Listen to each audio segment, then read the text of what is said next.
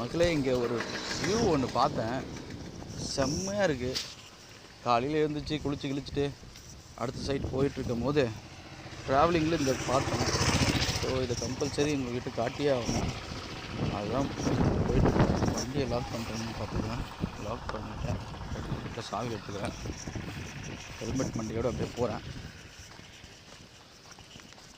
இந்த மீன் பிடிச்சிட்ருக்காங்கன்ற ஒரு பக்கம் இருந்தாலும் அந்த அருவியும் தண்ணி கொட்டுற இடமும் பாருங்கள், செம்மையாக இருக்குது. அப்பா, பேசாமல் காலையில் குளிக்காமல் வந்துதான் இங்கே குளிச்சிருக்கலாம் பொழுது.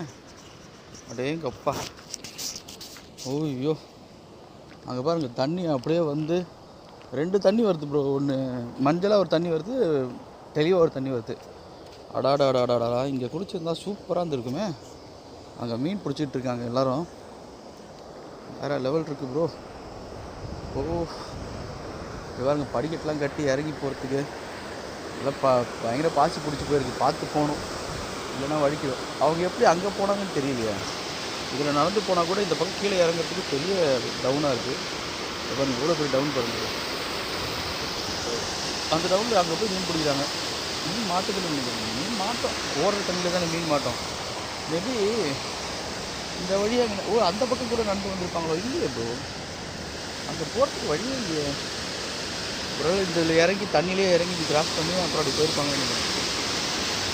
சூப்பராக ப்ரோ. பாருங்க, தண்ணி ஊற்றுற அழகு இதெல்லாம் பார்க்குறதுக்கு நம்மளுக்கு ஒரு கண்ணு 2 கண்ணெலாம் பத்தே இருக்காது. இயற்கையோட அழகே அழகு தான். அதுதான் அந்த தென்னை மரம் கட்டம் இயற்கை பக்காவாக இருக்குது.